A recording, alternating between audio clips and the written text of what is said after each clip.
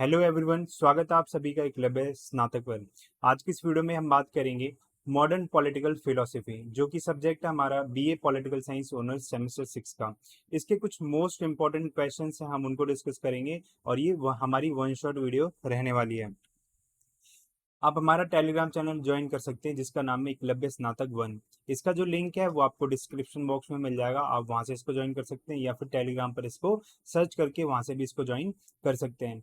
यहाँ पर आपको जितने भी पीडीएफ नोट्स हैं वो सारे के सारे फ्री में अवेलेबल हो जाएंगे। ठीक है, इस वीडियो की जो पीडीएफ है वो भी आपको टेलीग्राम पर मिल जाएगी। अब स्टार्ट करने से पहले हम कुछ बात करते हैं इंपॉर्टेंट, कुछ ऐसे पॉइंट्स हैं जो आपको अपने ध्यान रखने हैं। जब आप अपना एग्जाम देने जाओगे तब आपको उन चीज़ों को ध्यान में रखना है। सबसे पहले इस वीडियो के अंदर जितने भी मैं आपको क्वेश्चंस करवाने जा रहा हूँ उसमें कुछ मेन पॉइंट्स मैं आपको बताऊंगा। तो उन पॉइंट्स को आपको ध्यान में रखना है और हर क्वेश्चन के साथ में निष्कर्ष यानी कि जो कंक्लूजन होता है वो भी आपको जरूर लिखना है, जिससे कि आपकी जो आंसर राइटिंग होती है वो अच्छी होगी और जो एग्जामिनर है जो कॉपी चेक करेगा वो उस पर इस चीज का इफेक्ट पड़ेगा। अब उसके बाद क्या है, जितने भी पॉइंट्स मैं बताऊंगा ना उनको अच्छे से ग्राफिक तरीके से रिप्रेजेंट करना है अपनी कॉपी के अंदर। ग्राफिक तरीके का क्या मतलब होता है वो मैं आपको आगे बताऊंगा कि कोई भी एक मेन टॉपिक होता है उसके जो पॉइंट्स होते हैं उनको इस तरीके से क्लाउड्स बनाकर रिप्रेजेंट करना, तो ठीक है, ये होता है ग्राफिक तरीका। तो इस तरीके से आपको अपनी कॉपी को अट्रैक्टिव बनाना है जिससे कि वो देखने में अच्छी लगे। तो इन चीजों का ध्यान रखना। तो चलिए अब हम शुरू करते हैं, लेट्स स्टार्ट। पहला हमारा क्वेश्चन है वो है आधुनिकता की अवधारणा की व्याख्या कीजिए, यानी कि जो मॉडर्निटी का कॉन्सेप्ट है वो क्या है उसके बारे में बताना है। यह है ज्ञानोदय परंपरा, यानी कि जो एनलाइटमेंट ट्रेडिशन है उससे किस प्रकार प्रभावित हुई थी। तो इसको हम दोनों को समझेंगे, आधुनिकता क्या होती है और ये जो ज्ञानोदय परंपरा है वो क्या है। तो सबसे पहले हम आधुनिकता को समझते हैं। अब आधुनिकता का बेसिकली मतलब होता है उसमें हमारी जो सोसाइटी है उसमें चेंजेस आना, यानी कि उसमें परिवर्तन आना। जैसे जैसे समाज में परिवर्तन आता जाता है हम कहते हैं हमारा जो समाज है वो आधुनिक होता जा रहा है। तो आधुनिकता जो पारंपरिक समाजों में परिवर्तन को शामिल करती है, यानी कि जो हमारा जो समाज है वो पुराने रीति रिवाजों से पारंपरिक तरीकों से चलता आ रहा है, उसमें परिवर्तन जब होते हैं वो आधुनिकता कहलाती है। इसमें समाज को समझने इसे समाज को समझने और व्यवस्थित करने के प्रमुख तरीकों के रूप में विज्ञान, तर्क और तर्क संगता के उदय से चिन्हित किया जाता है। यानी कि जब हमारे समाज में विज्ञान की बात की जाती है, साइंस की बात की जाती है, तर्क के बारे में बात की जाती है और जो लॉजिकल थिंकिंग होती है उसका यूज ज्यादा किया जाने लगता है, तब हम कहते हैं हमारा समाज आधुनिक हो रहा है। अब मैंने बात की जब हमारे समाज में परिवर्तन आते हैं तब समाज जो है धीरे धीरे आधुनिक होता है। अब ये परिवर्तन किस किस क्षेत्र में आते हैं, यानी कौन से ऐसे एरियाज हैं जहां पर ये हमें परिवर्तन देखने को मिलते हैं। तो सबसे पहले ये परिवर्तन हमें औद्योगिकरण यानी कि जो हमारा उद्योग है, किस तरीके से प्रोडक्शन होता है उनमें देखने को मिलते हैं। शहरीकरण यानी कि जो लोग हैं वो गांव से शहरों की तरफ शिफ्ट हो रहे हैं। ठीक है, तो इस तरीके इसमें जो परिवर्तन आता है तो वो आधुनिकीकरण का एक उसकी पहचान होती है। फिर समाज में कुछ आधुनिक विचार आने लगते हैं, यानी कि पहले आपने देखा होगा पहले जो समाज था वो असमानता पर आधारित था, लोगों के साथ भेदभाव किया जाता था, लोगों को स्वतंत्रता प्राप्त नहीं थी। लेकिन धीरे धीरे आधुनिक विचारों का उदय हुआ, स्वतंत्रता का विचार आया, समानता का विचार आया। तो इस तरीके से क्या है, ये आधुनिक विचार हैं जिनको समाज अपनाने लगता है। तो इसी से समाज का आधुनिकीकरण होना शुरू हो जाता है। और चौथा जो क्षेत्र है वो है धर्मनिरपेक्षता, यानी कि धर्मनिरपेक्षता का क्या मतलब होता है, मैंने आपको बताया था कि राज्य से धर्म को बिल्कुल अलग कर देना। ये थी वेस्टर्न डेफिनेशन, ठीक है। लेकिन अगर हम इंडिया के कॉन्टेक्स्ट में बात करते हैं तो धर्म का मतलब क्या होता है, धर्म होता है सत्य, जो किसी भी शासक का राज्य का मार्गदर्शन करे तो वो कहलाता है धर्म। ठीक है, तो ये धर्मनिरपेक्षता होती है। जो आधुनिकता का कॉन्सेप्ट हो उसमें ये कहा जाता है कि जो राज्य होता है वो धर्म से बिल्कुल अलग हो जाता है, उसका धर्म में कोई भी योगदान नहीं होता है, तो वो समाज आधुनिक कहलाता है। ठीक है, तो ये धर्म, ये सब, ये जितने भी परिवर्तन होता है ठीक है इन क्षेत्रों में, तो इन्हीं को बोला जाता है आधुनिकीकरण। अब जैसे एग्जाम्पल के लिए अगर हम बात करते हैं, एक हमारा पुराना समाज है जहाँ पे पुरानी प्रथाएं चल रही हैं, बहुत सारी प्रथा हम ले सकते हैं। वहां पर समाज में जितने लोग हैं, निम्न क्लास के जो लोग हैं, निम्न जाति के जो लोग हैं, उनके साथ भेदभाव हो रहा है, उनके साथ असमानता से व्यवहार किया जा रहा है, बाल प्रथा चल रही है, सती प्रथा चल रही है। ठीक है, तो इस तरीके से आप इमेजिन इमेजिन कर सकते हैं। अब क्या होता है इसमें, इन प्रथाओं को खत्म करने के लिए कई सारे समाज सुधारक आते हैं। तो ये जो प्रथाएं हैं वो धीरे धीरे खत्म होनी शुरू हो जाती हैं। जैसे जैसे ये प्रथाएं खत्म होती हैं, ठीक है, तो ये जो पुरानी परंपराएं हैं वो उनका नाश होता है समाज से, तो समाज का आधुनिकीकरण होना शुरू हो जाता है। ठीक है, अब जैसे ये जो प्रथाएं होती हैं खत्म करने के लिए कौन आता है, कई ऐसे समाज सुधारक आते हैं जो इन प्रथाओं के खिलाफ अपने विचार व्यक्त करते हैं, ठीक है, शिक्षा का प्रसार करते हैं। तो इस तरीके से ये प्रथाएं वो धीरे धीरे खत्म होती हैं। जैसे हमने इंडियन पॉलिटिकल थॉट के अंदर पढ़ा था कि जो राजा राम मोहन रॉय थे उनको भारतीय पुनर्जागरण का जनक कहा जाता है, क्योंकि उन्होंने उस टाइम पे क्या किया था, जो समाज में पुरानी प्रथाएं चली आ रही थी उनको खत्म किया था। और उनका स्वप्न था, उनका उद्देश्य था कि भारतीय जो समाज है उसका आधुनिकीकरण किया जाए। ठीक है, तो आप इन चीजों को वहां से जोड़कर देख सकते हैं। अब हम बात करते हैं ज्ञानोदय परंपरा के बारे में। ज्ञानोदय परंपरा क्या होती है, तो ज्ञानोदय परंपरा एक बौद्धिक और सांस्कृतिक आंदोलन है जो 17वीं और 18वीं शताब्दी के दौरान यूरोप में उभर कर सामने आया था। यानी कि हमारा जो सोचने का तरीका होता है, हमारे जो रीति रिवाज होते हैं, उनमें जो परिवर्तन आते हैं वो ज्ञानोदय परंपरा कहलाती है। यहाँ से आप समझ सकते हो ज्ञान का उदय। ठीक है, तो ज्ञान का उदय हमारे बौद्धिक स्तर को दर्शाता है, हमारा जो सांस्कृतिक, हमारी जो परंपराएं होती हैं उनमें परिवर्तन आते हैं। ठीक है, तो इस तरीके जो आंदोलन चलाए जाते हैं वो ज्ञानोदय परंपरा के अंतर्गत आते हैं। और ये जो परंपरा थी वो ज्यादातर कहाँ पे उभर के आई थी, 17वीं और 18वीं शताब्दी के अंदर यूरोप में ये उभर कर आई थी। यहाँ पर नए नए विचारों का विकास होता है और उन्हें अपनाया जाता है समाज के द्वारा। इसमें जो रैशनल थिंकिंग होती है उसका यूज किया जाता है, यानी कि तर्क वितर्क जो होते हैं उनको यूज किया जाता है, साइंस एंड टेक्नोलॉजी, और व्यक्ति पर ज्यादा महत्व दिया जाता है। पहले के टाइम पर जो राज्य था उसको व्यक्ति से ज्यादा इंपॉर्टेंस दी जाती थी, लेकिन जैसे ही समाज का आधुनिकीकरण होता आ रहा है, ठीक है, ज्ञानोदय परंपरा का विकास हो रहा है, नए नए विचार आ रहे हैं, तो जो अ, व्यक्तियों का जो महत्व है वो राज्य की अपेक्षा ज्यादा बढ़ रहा है। ठीक है, तो इस पर जोर दिया गया और इसका दर्शन, राजनीतिक विज्ञान, साहित्य, कला, इन अन्य क्षेत्रों पर भी इसका प्रभाव पड़ा है। यानी कि अलग अलग जो क्षेत्र हैं जहाँ पर सोच विचार किया जा सकता है, नए विचारों को जन्म दिया जा सकता है, तो इन चीजों पर ज्ञानोदय परंपरा ने अपना प्रभाव छोड़ा था। अब इस अवधि के दौरान हमें कई सारे ऐसे व्यक्ति देखने को मिलते हैं कि ऐसे कई ऐसे विचारक या फिर फिलोसोफर देखने को मिलते हैं जो इन चीजों को बात करते हैं, जैसे डेस्कार्टेस, लॉक, वोल्टेयर, रूसो, कांट। ठीक है, तो ये ऐसे कुछ फिलोसोफर हैं जिन्होंने बात की है। इन्होंने समाज में तर्क की बात करी है, अनुभववाद के बारे में, व्यक्तिवाद और मानवाधिकार जैसे कुछ सिद्धांत हैं उनकी बात की है, इन चीजों पर जोर दिया है। अभी किस तरीके से प्रभावित हुई है, अब प्रभावित होने का मतलब सिर्फ इतना है कि जैसे जैसे समाज जो है इन आधुनिक विचारों को अपनाता गया, वैसे ही वैसे ये जितने भी राजनीतिक चिंतक थे इन्होंने इस विषयों पर बोलना शुरू कर दिया। यानी कि समाज में आधुनिक विचार आने लगे, समाज में स्वतंत्रता आने लगी, समाज में समानता आने लगी। ठीक है, समाज में बंधुत्व आने लगा। तो इसी तरीके से जितने भी व्यक्ति थे उन लोगों ने, जितने भी विचारक थे, जितने भी फिलोसोफर थे, उन सब ने इन चीजों के बारे में बोलना शुरू कर दिया। तो इस चीज से ये प्रभावित हुई थी। अब कौन कौन से ऐसे मुख्य बिंदु हैं जिसकी वजह से हम कह सकते हैं कि ये जो ज्ञानोदय परंपरा थी वो हमारी आधुनिकवाद से, आधुनिकता से प्रभावित हुई थी। तो तर्क और विज्ञान की बात की गई थी। तो विचारकों ने दुनिया को समझने और सुधारने के लिए मानवीय तर्क पर जोर दिया था। यानी कि जो मनुष्य है वो रैशनल थिंकिंग करे, वो अंधविश्वासों में ना फैले, अपनी बुद्धि का प्रयोग करके अच्छी तरीके से सभी चीजों को एनालाइज करके उन चीजों का पालन करे, क्या वो संगत है या फिर असंगत है। ठीक है, जो भी हम काम कर रहे हैं उन पर, तो इस चीज पर तर्क और विज्ञान पर फोकस किया था। उन्होंने प्राकृतिक घटनाओं की जांच करने और उन्हें समझने के साधन के रूप में वैज्ञानिक पद्धतियों को बढ़ावा दिया था। यानी कि किस तरीके से हम ये जांच कर सकते हैं, जो भी घटनाएं हम जो भी हम नीतियों को फॉलो कर रहे हैं, जो भी घटनाएं हमारे आसपास घट रही हैं, उनको जांच करने के लिए वैज्ञानिक जो मेथड्स होते हैं, साइंटिफिक मेथड्स होते हैं, उनके बारे में बात की है, जिससे भौतिक, जीव विज्ञान और चिकित्सा क्षेत्र में प्रगति आई है। जैसे जैसे लोग के अंदर रैशनल थिंकिंग, मानवीय तर्क बढ़ता गया, उनकी जांच की जो उत्सुकता है वो बढ़ती गई, उनको समझना स्टार्ट कर दिया, तो हमारी जो साइंस की जो टेक्नोलॉजी है उसमें भी धीरे धीरे प्रगति आती रही, उसमें भी परिवर्तन होता रहा। तर्क पर इस जोर ने वैज्ञानिक और तकनीकी प्रगति की नींव रखी जो आधुनिकता की विशेषता है। यानी कि आधुनिकता हम किस संदर्भ में कह सकते हैं कि वो समाज टेक्नोलॉजी को किस तरीके से अडॉप्ट कर रहा है। अगर समाज में तकनीकी नहीं है तो उस समाज को आधुनिक नहीं कहा जा सकता, लेकिन अगर समाज में टेक्नोलॉजी अच्छी खासी है, वहाँ के सभी लोग उस चीज को यूज कर पा रहे हैं टेक्नोलॉजी को, तो हम कह सकते हैं वो समाज आधुनिक है। अब व्यक्तिवाद और मानवाधिकार की बात होने लगी थी। लोगों ने व्यक्तिवाद को ज्यादा महत्व दिया और मानवाधिकार के बारे में भी लोगों ने बातचीत की थी। दार्शनिकों ने व्यक्तियों के अधिकारों और स्वतंत्रता की बात की थी, उसकी वकालत की थी। प्राकृतिक अधिकार, समानता, स्वतंत्रता और सामाजिक अनुबंध जैसे विचार आधुनिक समाजों को रेखांकित करने वाले प्रमुख सिद्धांतों के रूप में हैं। यानी कि हम कैसे कह सकते हैं कि जो समाज है वो आधुनिक है, अगर समाज में लोगों को जो प्राकृतिक अधिकार होते हैं वो मिल रखे हैं, यानी कि प्राकृतिक अधिकार, मानवाधिकार मिल रखे हैं, समानता है, लोगों के साथ समान व्यवहार किया जा रहा है, स्वतंत्रता लोगों को प्राप्त है, अभिव्यक्ति की स्वतंत्रता है, क्या वो अपनी सारी बातों को कह पा रहे हैं, अपने विचारों को व्यक्त कर पा रहे हैं।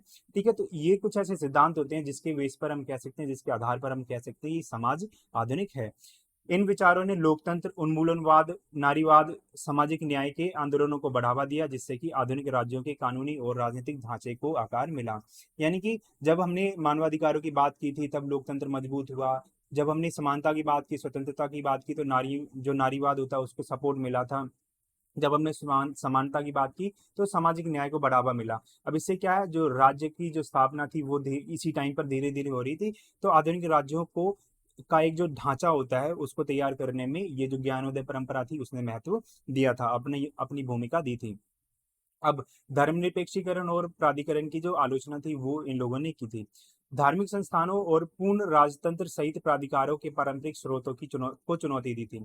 यानी कि पहले आपको पता होगा कि जो राजतंत्र है, ये जहाँ पर राजा का शासन होता था वो धार्मिक संस्थानों के द्वारा होता था। ठीक है, तो इस जो शक्ति का स्रोत होता था वो चर्च होता था यूरोप के टाइम पे। तो इन चीजों को चुनौती देने का काम इस ज्ञानोदय परंपरा के अंतर्गत किया गया था। तो दार्शनिकों ने धार्मिक हठधर्मिता पर सवाल उठाया, यानी कि जो धार्मिक सत्ता होती है, धार्मिक सत्ता का धर्म का सत्ता पर कोई भी अधिकार नहीं होता, तो इन चीजों पर चुनौतियां दी थी और सवाल उठाए थे। तर्क और कानून के आधार पर धर्मनिरपेक्ष शासन की वकालत की थी। यानी कि जो शासन होता है वहां पर राज्य का कोई भी हस्तक्षेप नहीं होना चाहिए। जो राज्य है वो धर्म के मामले में कोई भी अपना हस्तक्षेप ना करे, उसमें कोई भी इंटरवेंशन ना करे। ठीक है, तो और जो पूरा का पूरा शासन है वो कानून पर होना चाहिए, लॉ पर आधारित होना चाहिए। तो धर्मनिरपेक्षता की इस और बदलाव और चर्च और राज्य के अलगाव ने आधुनिक लोकतांत्रिक समाजों के विकास का मार्ग प्रशस्त किया था। मैंने आपको बताया था कि चर्च धार्मिक सत्ता है, धार्मिक संस्था है, और जहां से ही शक्ति जो होती है वो निकलती है। पूरे राज्य का जो शासन था वो चर्च के माध्यम से चलाया जाता था। चर्च जो था चर्च एक राजा को नियुक्त करता था और वो उस राज्य में अपना शासन करता था। ठीक है, तो क्या था, यहाँ पे धर्म और जो राज्य है वो एक साथ मिले हुए थे। तो आधुनिकतावाद आया, आधुनिकता आई समाज में, वो उन चीजों ने इसको अलगाव कर दिया, उसको अलग कर दिया, जिससे क्या हुआ, लोकतांत्रिक समाजों का विकास हुआ, उसका मार्ग प्रशस्त हुआ था। अब प्रगति और आशावाद यहाँ पर क्या है कि समाज जैसे जैसे प्रगति करता है, हम हमें उम्मीद रहती है कि समाज जो है अपनी सही दिशा में जाएगा। तो प्रबुद्ध विचारकों ने प्रगति के विचारों को अपनाया, यानी कि प्रोग्रेसिवनेस जो होती है उसके थॉट को अपनाया था, और यह विश्वास था कि मानव सभ्यता तर्क, शिक्षा और वैज्ञानिक ढांचों के माध्यम से लगातार आगे बढ़ेगी। यानी कि जितने भी विचारक थे उनको एक होप थी कि जो मानव सभ्यता है वो तर्क, शिक्षा और जो वैज्ञानिक ढांचा है उसके माध्यम से अपनी प्रगति करेगी, अपना विकास करेगी। तो मानव सुधार की संभावना के बारे में इस आशावाद ने सामाजिक, राजनीतिक और आर्थिक प्रणालियों में सुधार के प्रयासों को बढ़ावा दिया, और जो लगातार आज भी चलते आ रहे। नेक्स्ट क्वेश्चन की अगर हम बात करते हैं वो है राज्य पर मार्क्स के दृष्टिकोण का विश्लेषण करें। यानी कि राज्य पर जो स्टेट है उसके बारे में कार्ल मार्क्स क्या सोचते थे उसके बारे में बताना है। सबसे पहले मैं कार्ल मार्क्स के बारे में थोड़ा सा आपको बताता हूँ।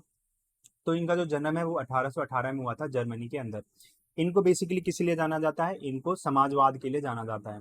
और इन्होंने ये कहा था कि जो समाज, अगर हम पूरे इतिहास को देखते हैं, जो सामाजिक व्यवस्था है वो कहीं ना कहीं जो भौतिकवाद है उसके ऊपर टिकी हुई है। यानी कि जो उत्पादन के जो साधन होते हैं उन पर किसका स्वामित्व होता है उसके आधार पर जो सामाजिक व्यवस्था है वो सारी की सारी बनी हुई है, उसके ऊपर जो सामाजिक व्यवस्था है उससे आकार लेती है।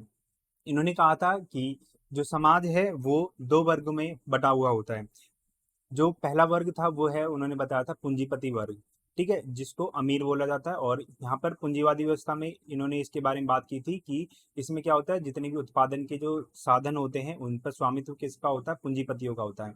और जो दूसरा बताया था इन्होंने वर्ग, वो था सर्वहारा वर्ग, जो समाज का गरीब और जो मजदूर वर्ग था वो इसके अंदर आता था। तो उन्होंने बात की थी। और इनका मेन उद्देश्य क्या था कि जो संपत्ति थी उसका पुनर्वितरण हो और सभी को समान अधिक जो आर्थिक अधिकार होते हैं वो प्राप्त हो, जिससे कि जो सर्वहारा वर्ग है उसका शोषण ना हो। तो इन्होंने बात की थी इस चीज के बारे में। तो राज्य पर कार्ल मार्क्स के विचार जटिल और पूंजीवाद की उनकी आलोचना के अभिन्न अंग है। ठीक है, जब हम राज्य के बारे में बात करते हैं तो वो राज्य को एक ऐसा साधन मानते हैं कि जो पूंजीवाद के हितों की रक्षा करता है, उसके बारे में बात करता है, और जो सर्वहारा वर्ग है, जो मजदूर वर्ग है, उनका शोषण करता है। तो हम इन चीजों को पढ़ेंगे। तो जो मार्क्स थे वो ये कहते थे, वो ये मानते थे कि राज्य एक ऐसी संस्था है जो कमजोर वर्ग का शोषण करती है। इसीलिए उन्होंने बात की एक राज्य विहीन समाज की, जहां पर राज्य का कोई भी हस्तक्षेप ना हो, और वहां पर जो संस्थाएं हैं वो किसी भी ऐसी संस्थाएं ना होनी चाहिए जहां पर लोगों का, कमजोर लोगों का शोषण हो। तो इन्होंने एक राज्य विहीन समाज की बात की है। अब इनके क्या क्या विचार थे, तो इन चीजों को देखते हैं। सबसे पहले उन्होंने बात की थी वर्ग जो है प्रभुत्व का साधन है। मतलब इन्होंने कहा था कि जो राज्य है वो वर्ग प्रभुत्व का साधन है, एक स्पेशल वर्ग का यहाँ पर ये अधिक प्रतिनिधित्व करता है और उन्हीं के अकॉर्डिंग सारा का सारा काम करता है। दूसरा इन्होंने कहा था इसकी अधिरचना ऐसी हो रखी है कि वो सिर्फ कुछ मुख्य लोगों के अधिकारों की रक्षा करता है। वर्ग संघर्ष में इसकी क्या भूमिका हो सकती है उनके बारे में कार्ल मार्क्स ने बताया था। और ये कहा था कि क्षणिक प्रकृति इसकी किस प्रकार की है, उन चीजों को हम आगे पढ़ेंगे। और क्रांतिकारी परिवर्तन की एक आवश्यकता है जिससे कि राज्य को उखाड़ फेंकना चाहिए। अब सबसे पहले हम बात करते हैं वर्ग प्रभुत्व का साधन, कि राज्य किस तरीके से एक स्पेशल वर्ग होता है, विशेष वर्ग होता है, उसका प्रतिनिधित्व करता है। तो राज्य जो है अपने कानूनी और राजनीतिक संस्थाओं सहित संपत्ति के अधिकारों को लागू करने और पूंजीवादी व्यवस्था की रक्षा करके पूंजीपति वर्ग के हितों की सेवा करता है, यानी कि उसका प्रतिनिधित्व करता है, अपने जितने भी अधिकार होते हैं उनको लागू करता है। और किसकी रक्षा करता है, किनके हितों की रक्षा करता है, वो है पूंजीपति वर्ग। यानी कि जो पूंजीवादी व्यवस्था है उसको मजबूत करने में राज्य अपनी महत्वपूर्ण भूमिका निभाता है, और इसी के खिलाफ इन्होंने बात की थी। और बात की थी अधिरचना, यानी कि उसका स्ट्रक्चर किस तरीके का है। तो पूंजीवादी समाजों में राज्य पूंजीवादी उत्पादन प्रणाली की रक्षा करने और उसे कायम रखने के लिए उभरता है।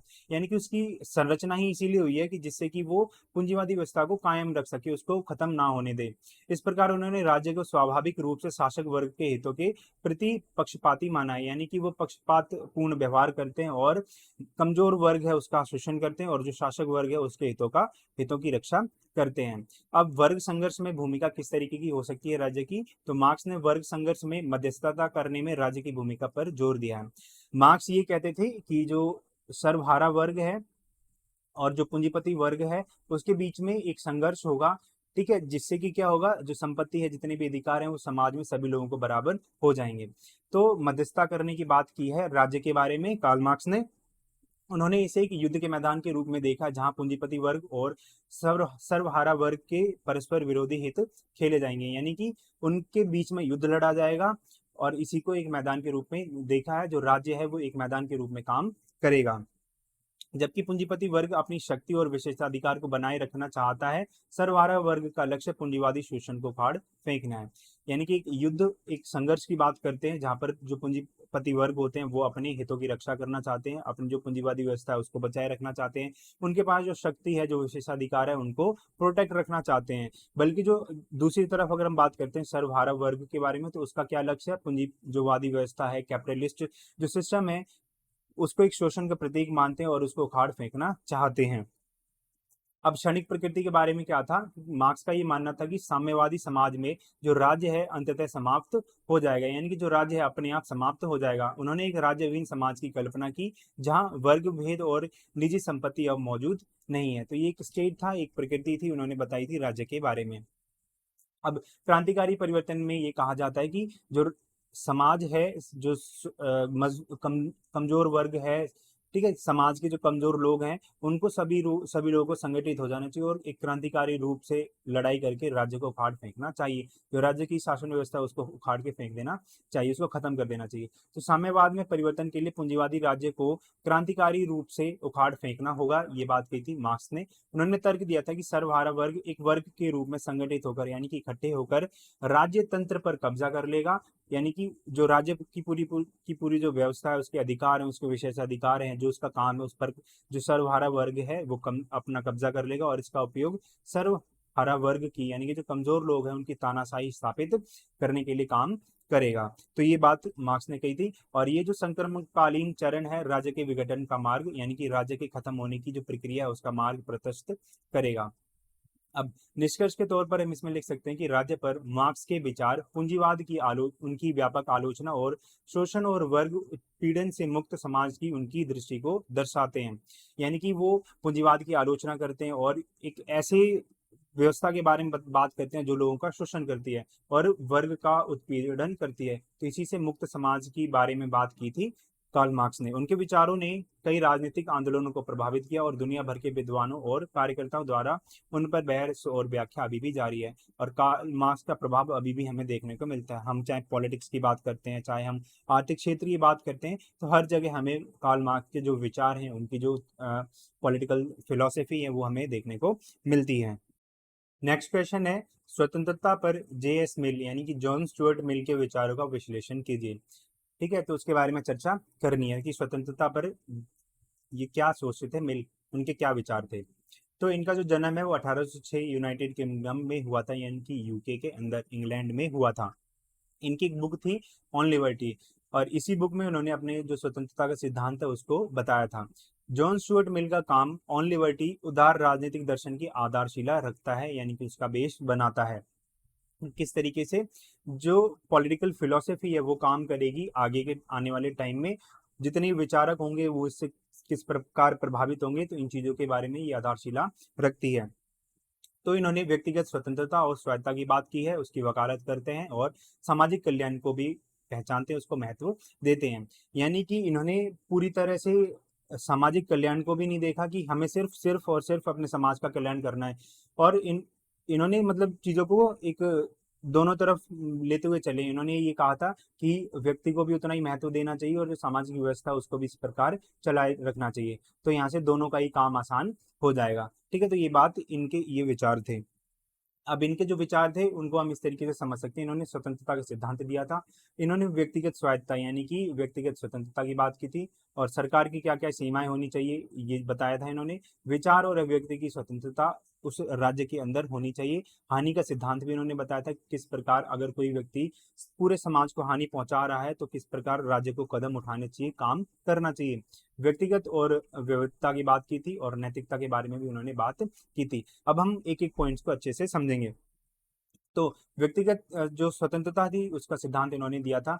तो व्यक्तियों को अपनी इच्छा अनुसार कार्य करने के लिए स्वतंत्र होना चाहिए, जब तक कि उनके कार्य से दूसरों को नुकसान ना पहुंचे। यानी कि हम अपनी एग्जाम्पल से बात करते हैं, ठीक है, हम अगर कोई भी काम ऐसा कर रहे हैं, हमारा मन कर रहा है तो हमें वो करना चाहिए, लेकिन हमारे काम से दूसरों को कोई भी नुकसान नहीं पहुंचना चाहिए। तो यही था स्वतंत्रता का सिद्धांत इन्होंने बताया था।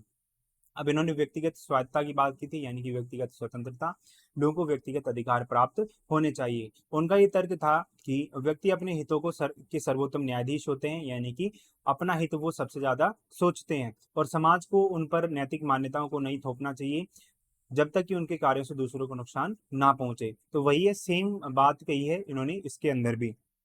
अब जब कोई भी व्यक्ति अपने अनुसार काम करता है तो सरकार भी लोगों के गठन से बनती है, तो वहां पर भी व्यक्ति जो होते हैं वो अपने अनुसार काम करते हैं। तो उनकी जो अधिकार होते हैं, लोगों के अधिकारों पर वो किस तरीके से सीमाएं लगा सकते हैं, लिमिटेशंस लगा सकते हैं, उसके बारे में उन्होंने बात की थी। व्यक्तियों के जीवन में सीमित सरकारी हस्तक्षेप की वकालत करते हैं, यानी कि सरकार जो है उसको व्यक्तियों के जो नागरिक होते हैं उनके जीवन में हस्तक्षेप नहीं करना चाहिए, बहुत ही कम सीमित हस्तक्षेप करना चाहिए। वह बहुमत के अत्याचार के खिलाफ चेतावनी देते हैं और तर्क देते हैं कि लोकतांत्रिक समाजों को भी अल्पसंख्यकों के अधिकारों का सम्मान करना चाहिए और दमनकारी कानून से व्यक्तिगत स्वतंत्रता की रक्षा करनी चाहिए। यानी कि वो बहुमत के अत्याचार, आपको पता है जो लोकतंत्र है वो किस तरीके से काम करता है, जहां पर लोगों को सबसे ज्यादा वोट मिलते हैं वही विजय हो जाता है। तो ऐसे में क्या होता है कि ये समझ लो, अगर 75% लोग एक कैंडिडेट को वोट मिले हैं, 75 लोगों ने किसी एक व्यक्ति को मतदान किया है, उसको वोट दिया है, तो बाकी के जो 25% लोग हैं उनके विचारों का क्या, उनकी पसंद नापसंद, उनके अधिकारों का क्या होगा।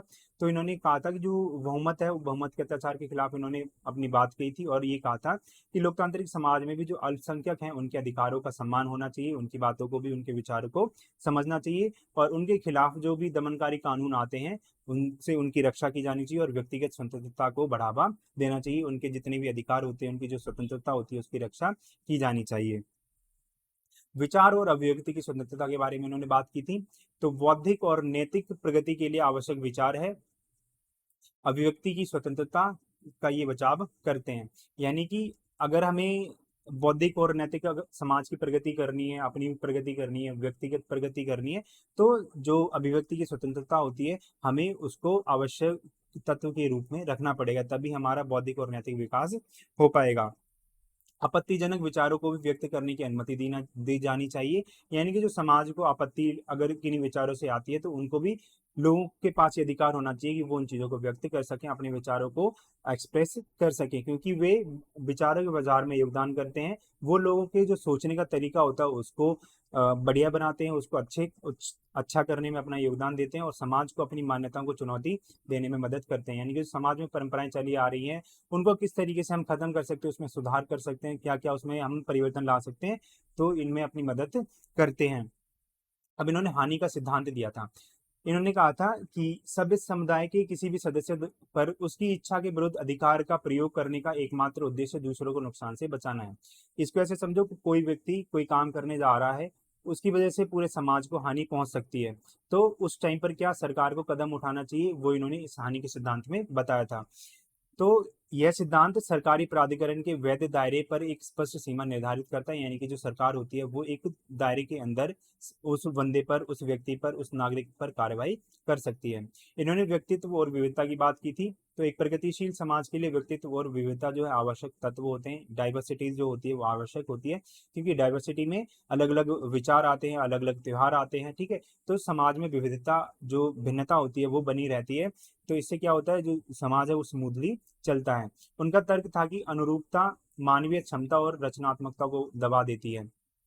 कि अगर हम बात करते हैं समाज में एक जैसा सारा का सारा माहौल होगा, यानी कि सिमिलैरिटी रहेगी, तो मानवीय दक्षता है, मानव के काम करने का जो तरीका है, उसकी जो क्रिएटिविटी है वो दब जाएगी और समाज को अपने सदस्यों के विविध दृष्टिकोण और अनुभवों से लाभ प्राप्त नहीं हो पाएगा। ठीक है, क्या होगा कि अलग अलग जो व्यक्तियों के दृष्टिकोण होते हैं, अगर समाज में अनुरूपता रहेगी तो दृष्टिकोण भी सेम हो जाएंगे। ठीक है, सभी एक तरह का काम करेंगे, सभी के अनुभव एक जैसे हो जाएंगे। लेकिन अगर समाज में विविधता है तो लोगों के अलग अलग दृष्टिकोण होंगे, उनके सोचने का अलग अलग तरीका होगा, काम करने का अलग तरीका होगा, जिससे कि उनके अनुभव भी अलग होंगे। तो इससे क्या होगा, समाज में अगर विविधता है तो समाज को अपने सदस्यों के जो भी विचार होते हैं उससे लाभ प्राप्त होगा। अब नैतिकता के बारे में उन्होंने क्या कहा था कि व्यक्तिगत स्वतंत्रता का बचाव करता है, कि जो नैतिकता होती है वो व्यक्तिगत जो स्वतंत्रता होती है उसकी उसका बचाव करने का काम करती है, और यह भी स्वीकार करती है कि ऐसी परिस्थितियां जहां पर खुद को नुकसान से बचाने के लिए हस्तक्षेप को उचित ठहराया जा सकता है। अब निष्कर्ष में हम इसमें लिख सकते हैं कि स्वतंत्रता पर मिलके विचारों का उदारवादी लोकतांत्रिक विचार पर स्थायी प्रभाव पड़ा है, जिससे बोलने की स्वतंत्रता, सरकारी हस्तक्षेप और व्यक्तियों के अधिकार जैसे मुद्दों पर बहस को आकार दिया है, और आज भी हमें ये चीजें सारी की देखने को मिलती हैं। नेक्स्ट क्वेश्चन है, ऐतिहासिक भौतिकवाद के मार्क्स सिद्धांत का आलोचनात्मक परीक्षण कीजिए। यानी कि हिस्टोरिकल मटेरियलिज्म की जो थ्योरी है मार्क्स के द्वारा दी गई थी उसके बारे में हमें बात करनी है, उसका आलोचनात्मक परीक्षण करना है। आलोचनात्मक परीक्षण में हम उसके कुछ पॉजिटिव और कुछ नेगेटिव पॉइंट्स के बारे में हम बात करेंगे, उसकी क्या क्या विशेषताएं हैं, क्या उसकी नकारात्मक बिंदु हो सकते हैं, उनके बारे में हम बात करेंगे। सबसे पहले हम समझते हैं कि जो ऐतिहासिक भौतिकतावाद है वो है क्या, तभी हम उसकी अच्छाई और बुराई के बारे में बात करेंगे। तो जो मार्क्स है, कार्ल मार्क्स है, वो ये कहते हैं कि अगर मैं इतिहास को देखता हूं तो मुझे कुछ ऐसे पैटर्न देखने को मिलते हैं जिसके आधार पर समाज का विकास होता है। अब ये पैटर्न्स क्या होते हैं कि कुछ ऐसे तरीके होते हैं, कुछ ऐसी आकृतियां होती हैं जो हमें देखने को मिलती हैं, जिनके आधार पर समाज का विकास होता है, समाज किस तरीके से विकसित होता आ रहा है पूरे इतिहास के अंदर। हम अभी इसको अच्छे से समझेंगे कि हिस्टोरिकल मटेरियलिज्म को हम किस तरीके से हम डिफाइन कर सकते हैं। ठीक है, तो जो हिस्टोरिकल मटेरियलिज्म है वो दो शब्दों से मिलकर बना है, पहला हिस्टोरिकल, दूसरा है मटेरियलिज्म।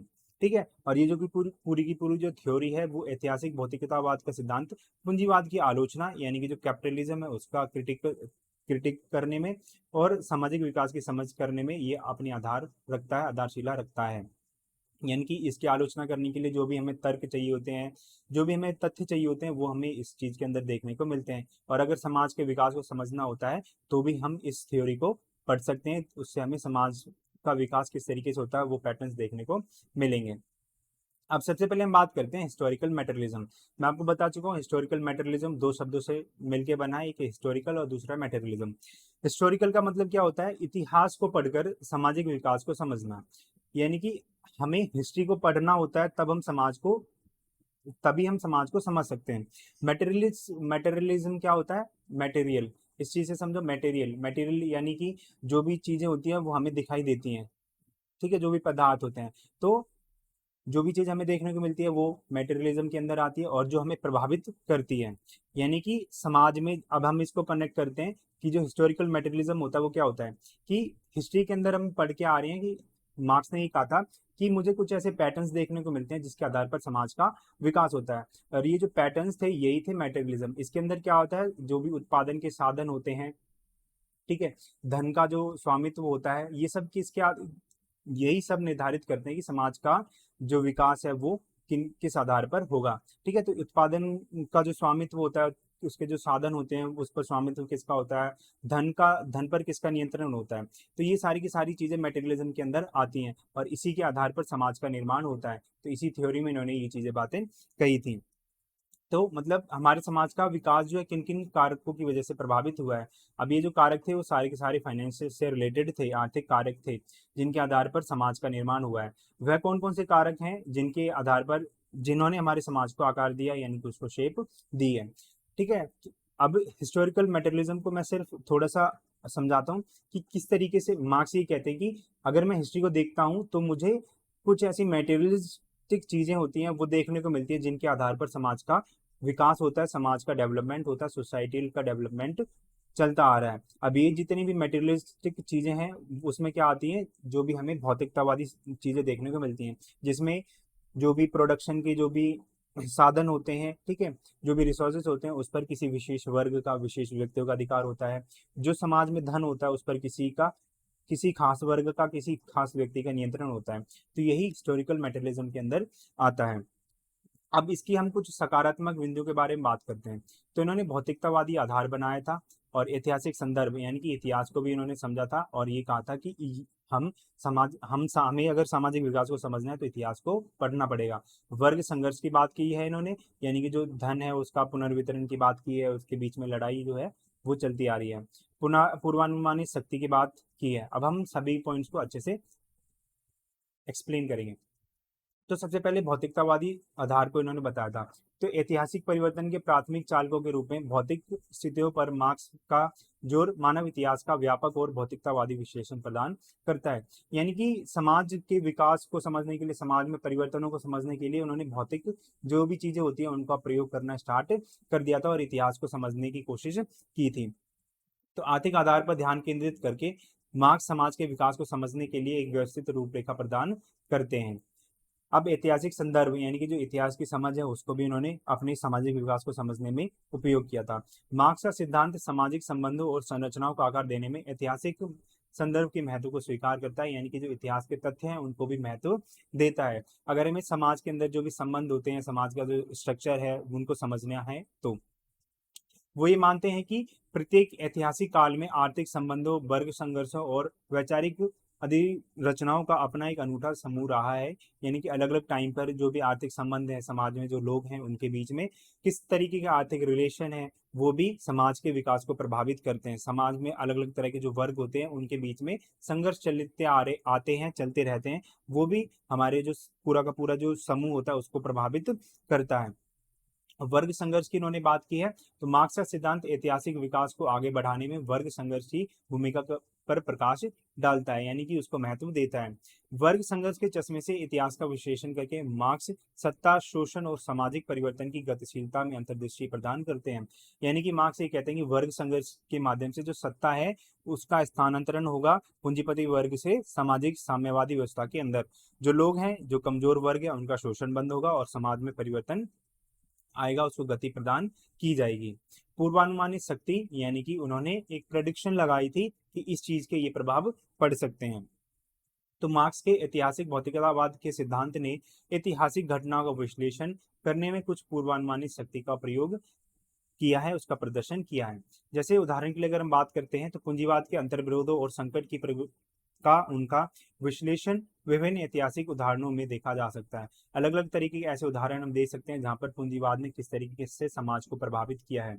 इससे क्या होता है, जो अमीरी और गरीबी है उसके बीच में जो खाई है वो बढ़ती जा रही है, और जो मार्क्स ने बहुत टाइम पहले ही बता दी थी, लेकिन वो चीज़ें हमें आज भी देखने को मिलती हैं। तो इसी से हम कह सकते हैं कि उन्होंने अपने पूरे के पूरे जो सिद्धांत थे उनमें पूर्वानुमानित शक्ति का प्रयोग किया है, और उन्होंने अपना जो सिद्धांत था हिस्टोरिकल मेटेरियलिज्म वाला उसके अंदर भी इस शक्ति का प्रयोग किया है। अब इसके क्या क्या नकारात्मक बिंदु हो सकते हैं उनको पढ़ते हैं।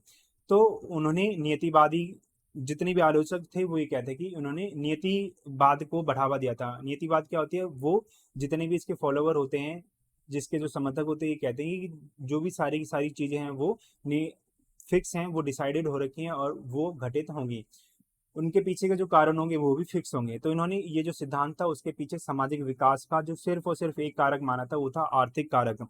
तो इन्होंने इसको नियति मान लिया था कि समाज का जो आकार है वो आर्थिक कारकों के द्वारा होता है। दूसरा जो आलोचक थे वो ये कहते थे कि जो गैर आर्थिक कारक थे उन्होंने उनकी उपेक्षा की थी, उसको ज्यादा महत्व नहीं दिया था, और संशोधनवादी आलोचनाएं हुई थी। अब नीतिवादी में क्या होता है कि मार्क्स का ऐतिहासिक भौतिकतावाद का सिद्धांत, यानी कि इनका जो पूरा का पूरा जो थ्योरी थी वो अत्यधिक नियतिवादी है, यानी कि इन्होंने सिर्फ और सिर्फ एक ही चीज पर फोकस किया है, उसको नियति मान लिया है कि जो भी समाज का विकास हुआ है उसमें जो भी हमें पिछड़ापन देखने को मिलता है वो सिर्फ और सिर्फ आर्थिक कारकों की वजह से ही होता है। तो इन्होंने ऐतिहासिक घटनाओं को केवल आर्थिक कारकों तक ही सीमित कर दिया है। अब इन्होंने गैर आर्थिक जो कारक थे उनकी भी उपेक्षा की थी। तो आर्थिक कारकों पर मार्क्स का विशेष ध्यान ऐतिहासिक विकास को आकार देने में संस्कृति, धर्म और विचारधारा जैसे गैर आर्थिक कारकों के महत्व को कम कर दिया है। यानी कि इन्होंने जो मार्क्स थे उन्होंने संस्कृति पर, धर्म पर और जितनी भी विचारधाराएं थी, लोगों के सोचने का तरीका था, इन सभी कारकों को नकार दिया था, उसको कम महत्व दिया था, और सिर्फ जो आर्थिक कारक थे उसी पर महत्व दिया था। इन्होंने संशोधनवादी जो आलोचनाएं थी वो भी इन आलोचकों के द्वारा की थी। तो कुछ विद्वान थे, उनका ये तर्क था कि मार्क्स का ऐतिहासिकवादी भौतिकतावाद का सिद्धांत काफी पुराना है और वैश्वीकरण, तकनीकी नवाचार और उत्तर औद्योगिक समाज जैसे समकालीन विकासों का हिसाब देने में विफल है। यानी कि समाज में वैश्वीकरण, जब उन्होंने अपना सिद्धांत दिया था उस टाइम पर जो वैश्वीकरण था वो बहुत कम था, तकनीकी जो समाज में थी वो बहुत कम थी। ठीक है, उस टाइम पे जो इंडस्ट्रियलाइजेशन हुई थी वो भी बहुत कम थी। ठीक है, तो इन्होंने ऐसी ऐसी बातें की थी।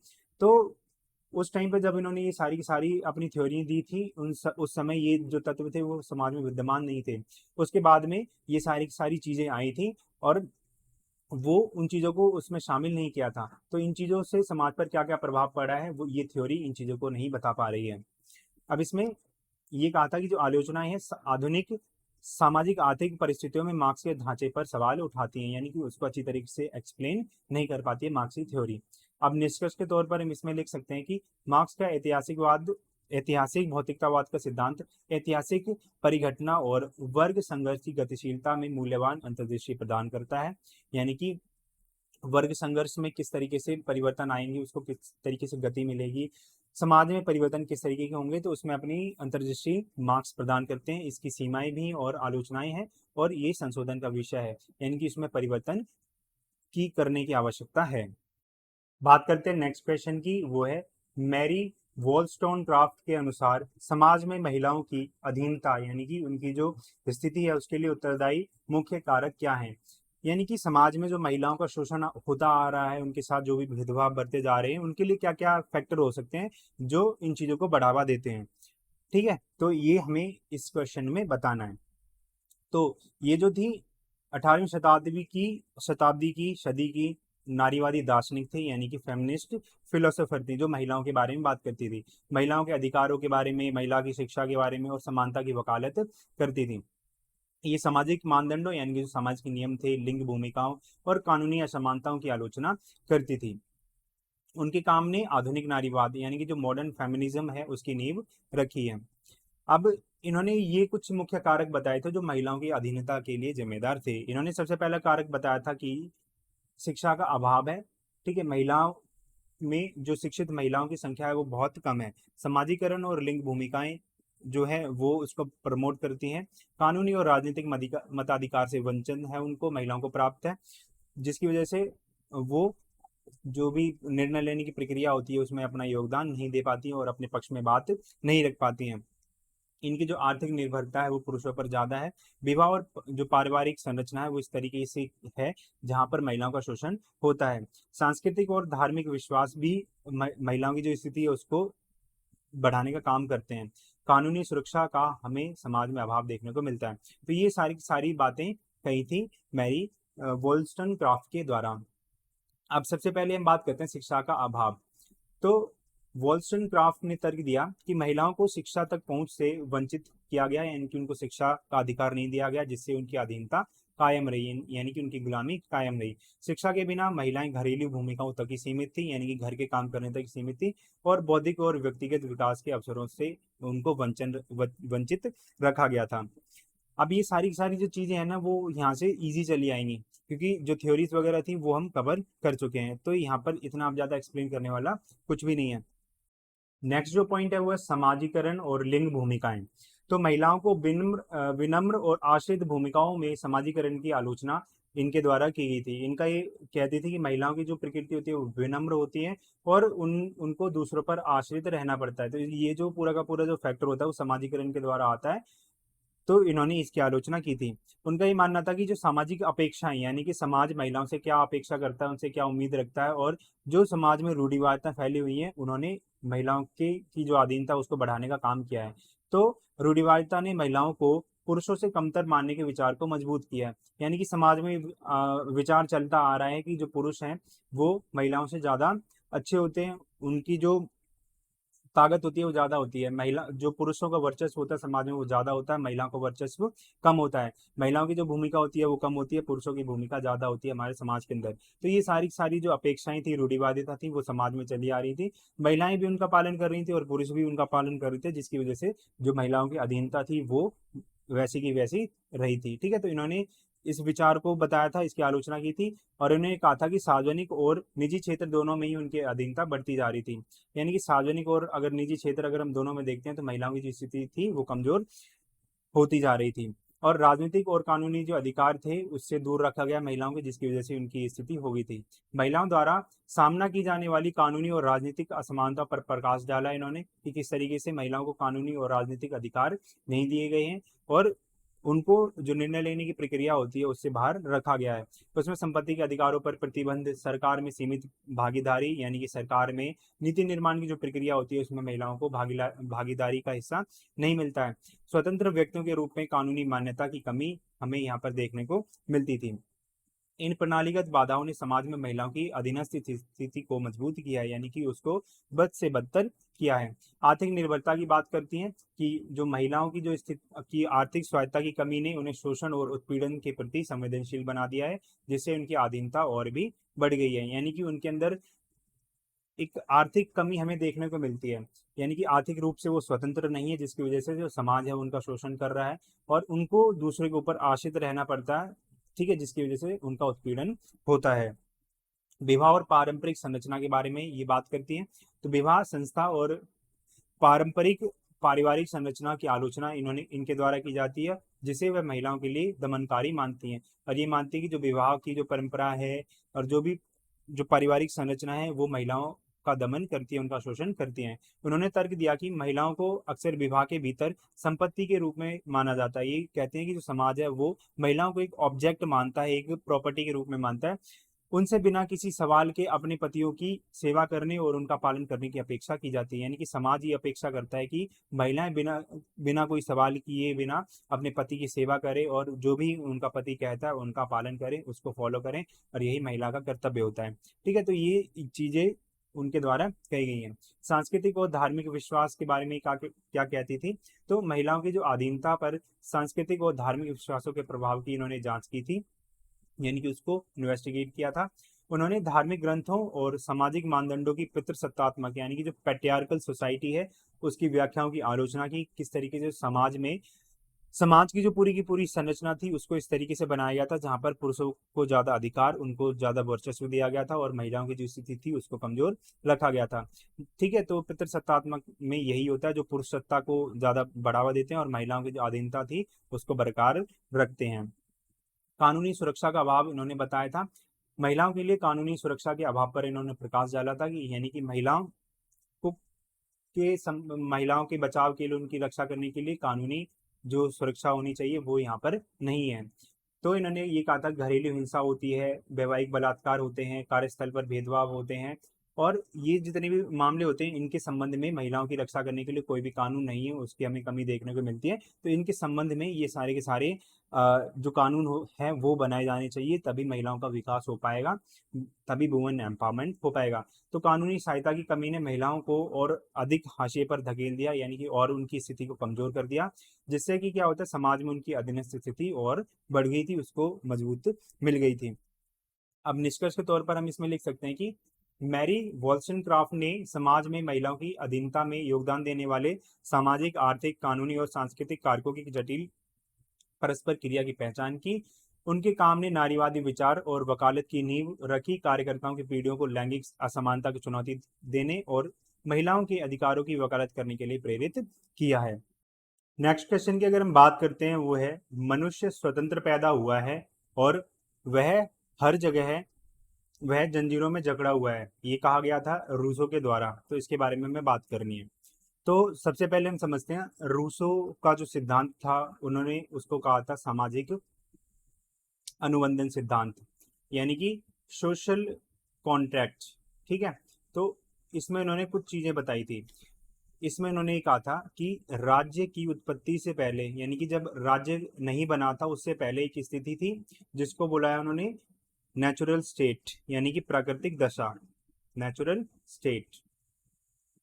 इसमें उन्होंने कहा था कि जो मनुष्य है वो स्वतंत्र रहता है और यहाँ पर उसको सब काम करने के, अपनी मर्जी से काम करने का अधिकार होता है, यहाँ पर उसके ऊपर कोई भी पाबंदी नहीं होती है। ये इन्होंने नेचुरल स्टेट के अंदर बोला था। और इन्होंने कहा था कि समय के साथ में जो जितने भी व्यक्ति होते हैं समाज के अंदर जो नेचुरल स्टेट में रहते हैं, तो वो एक अनुबंध बना लेते हैं, कॉन्ट्रैक्ट बना लेते हैं राज्य के साथ मिलकर, और अपने अधिकारों को राज्य को सौंप देते हैं और आगे सारे काम करते हैं। तो इससे क्या होता है कि जो भी मनुष्य के जो अधिकार होते हैं वो सीमित हो जाते हैं, उन पर प्रतिबंध लग जाता है, वो लिमिटेड हो जाते हैं। तो यही बात रूसो ने कही थी कि मनुष्य जो है वो नेचुरल स्टेट में पैदा होता है, यानी कि वो स्वतंत्र रहता है, लेकिन उसके वो सोशल कॉन्ट्रैक्ट कर लेता है, समाज के साथ मिलकर, राज्य के साथ मिलकर अपने अधिकारों को राज्य को दे देता है, और वो जंजीरों में जकड़ जाता है, यानी कि उसके ऊपर प्रतिबंध लग जाते हैं। तो यही कहा था रूसो ने कि मनुष्य जो है स्वतंत्र पैदा होता है और वह हर जगह जंजीरों में जकड़ा हुआ है आज के टाइम पे भी। ठीक है, तो ये सब बातें इन्होंने कही थी। तो बेसिकली हमें क्या समझना, सामाजिक अनुबंधन, यानी कि जो सोशल कॉन्ट्रैक्ट की थ्योरी है रूसो ने दी थी, उसको समझना है। तो आप समझ गए नेचुरल स्टेट क्या होता है, किस तरीके से कॉन्ट्रैक्ट बनाए जाते हैं, कॉन्ट्रैक्ट किया जाता है राज्य के साथ, सोसाइटी के साथ मिलकर, और फिर उसके अधिकारों का हनन होता है। अब इन्होंने इसके विचार उनके क्या क्या थे, तो इन्होंने स्वतंत्रता की प्राकृतिक अवस्था के बारे में बात की थी, नेचुरल स्टेट के बारे में, सामाजिक अनुबंध और समाज की जंजीरें किस तरीके से हमारी जो स्वतंत्रता होती है उसका नाश करती है, उसको कम करती है, सभ्यता और उसकी क्या क्या बाधाएं आती हैं जो स्वतंत्रता को प्राप्त करने में अपने बाधाएं फैलाती हैं, और समाजीकरण के माध्यम से स्वतंत्रता का चरण किस तरीके से होता है वो पढ़ेंगे। असमानता और जंजीरें जो होती हैं वो हमारी जो स्वतंत्रता होती है उसको किस तरीके से सीमित करती हैं। शिक्षा जो है हमारी जो विचार होते हैं उसको किस तरीके से प्रभावित करती है स्वतंत्रता के संबंध में। और उन्होंने एक तरीका बताया था कि जो स्वतंत्रता है और मुक्ति है, यानी कि जो फ्रीडम है, लिबर्टी है, उसकी खोज मनुष्य किस तरीके से कर सकता है। तो इन सभी पॉइंट्स को हम अब पढ़ेंगे।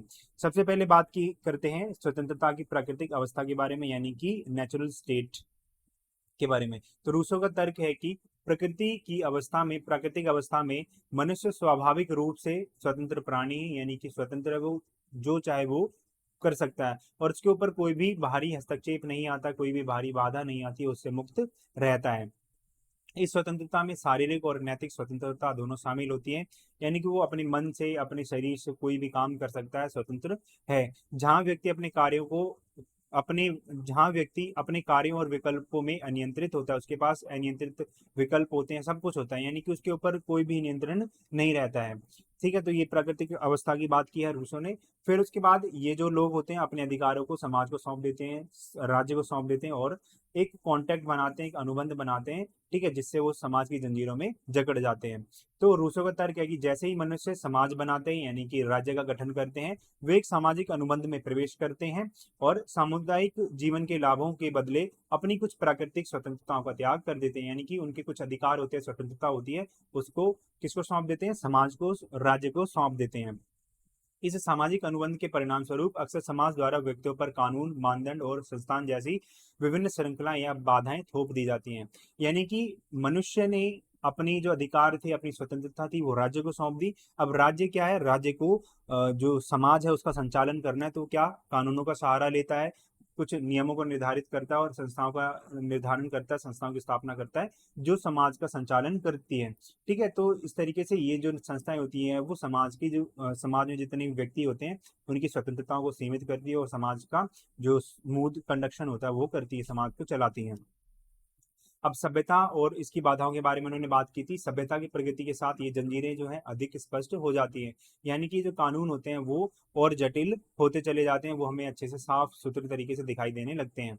रूसो अपने समय की सामाजिक संरचनाओं की आलोचना करते हुए तर्क देते हैं, ये कहते हैं कि वे व्यक्तियों पर अत्याचार करते हैं और उनकी प्राकृतिक स्वतंत्रता को दबाते हैं। यानी कि जो भी अधिकार मनुष्य को प्राप्त हैं, जो प्राकृतिक रूप से प्राप्त है, उनको कम करते हैं। कम करने का काम राज्य के द्वारा किया जाता है और जो भी सोशल कॉन्ट्रैक्ट मनुष्य राज्य के साथ करता है, तो राज्य इन ये भी जो उनकी जो मनुष्य की स्वतंत्रता होती है उसको कम करता है।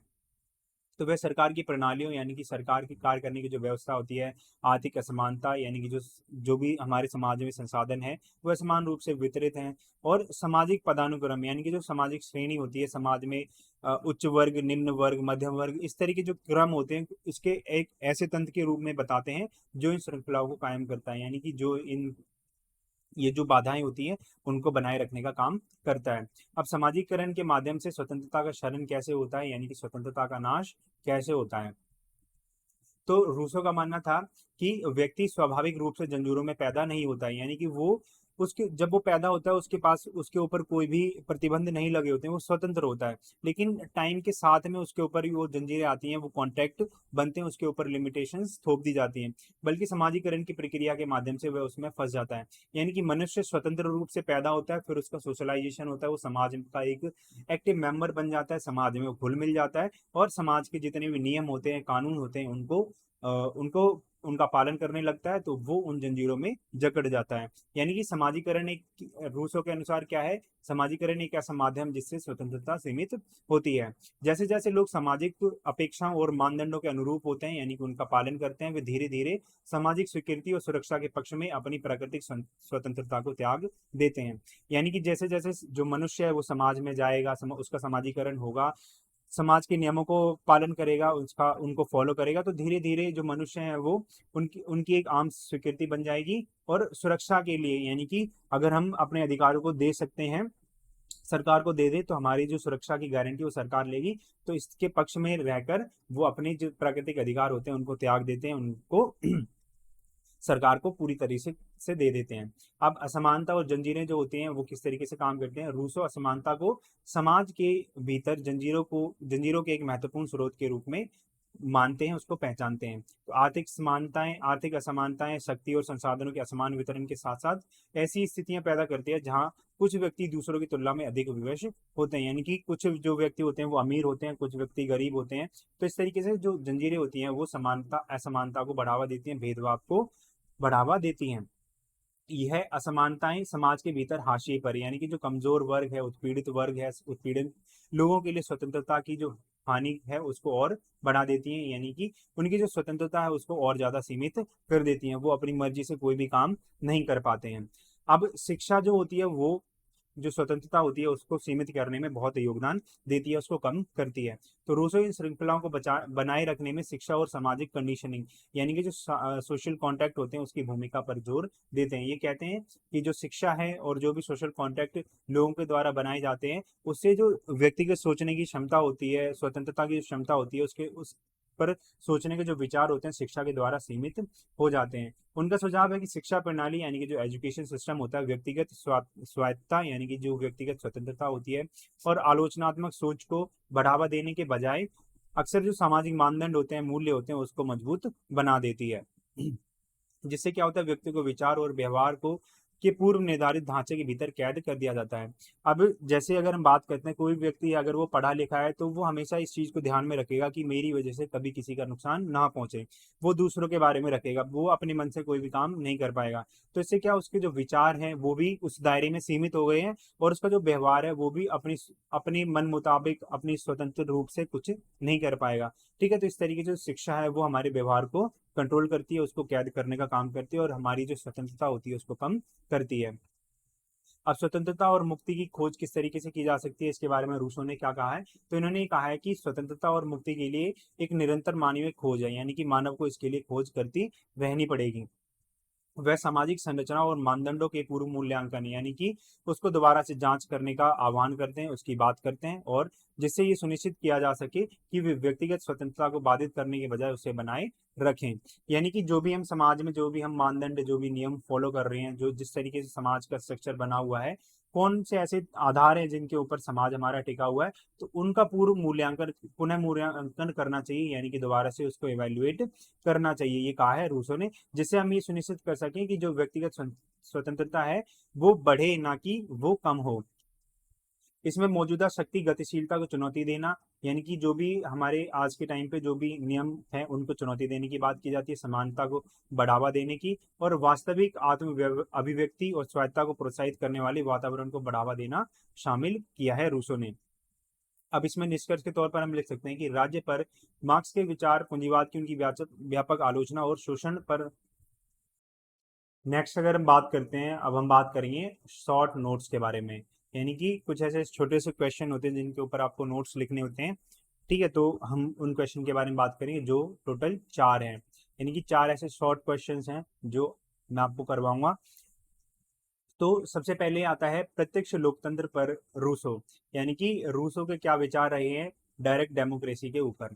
तो डायरेक्टली हम बात करेंगे तो वो क्या कहते हैं कि जो प्रत्यक्ष लोकतंत्र है वो सामान्य इच्छा पर काम करता है, इसमें लोगों की प्रत्यक्ष भागीदारी रहती है। इससे जो छोटे और सजातीय समुदाय होते हैं उनके जो विचार होते हैं, उनका जो दृष्टिकोण होता है उसको बढ़ावा मिलता है। शिक्षा और सदाचार इसमें कायम रहता है। भूमिका, जो कानून बनाने वाले होते हैं, कानून देने वाले होते हैं, उनकी भूमिका महत्वपूर्ण होती है। और इसके लिए क्या क्या चुनौतियां शामिल हो सकती हैं, क्या क्या इनके लिए चैलेंजेस हो सकते हैं, उनके बारे में हम बात करेंगे। सबसे पहले हम बात करते हैं, तो इन्होंने जो अपनी जो विचार थे वो द सोशल कॉन्ट्रैक्ट में रखे थे, जो मैं आपको पढ़ा चुका हूँ इससे जस्ट पहले, जिसमें हमने पढ़ा था लिबर्टी के बारे में। ठीक है, तो उसके ऊपर वो क्या कहते हैं, वो भी थ्योरी इन्होंने सोशल कॉन्ट्रैक्ट के अंदर दी थी, और इसकी रचना इन्होंने 1762 में की थी।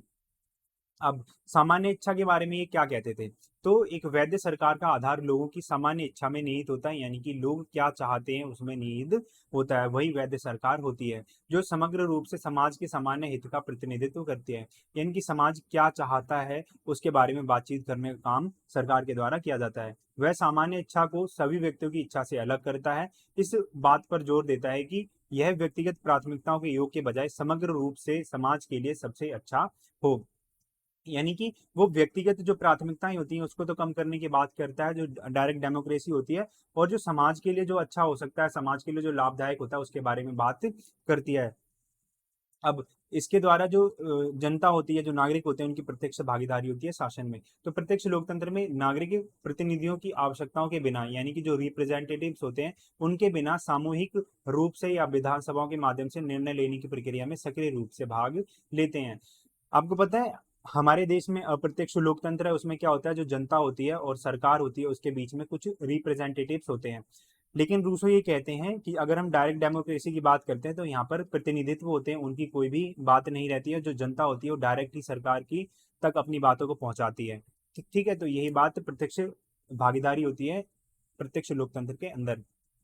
छोटे सजातीय समुदाय होते हैं, उनके जो दृष्टिकोण होते हैं, ठीक है, तो उनको साधने में, उसको बनाए रखने में इंपॉर्टेंट अपनी भूमिका निभाती है।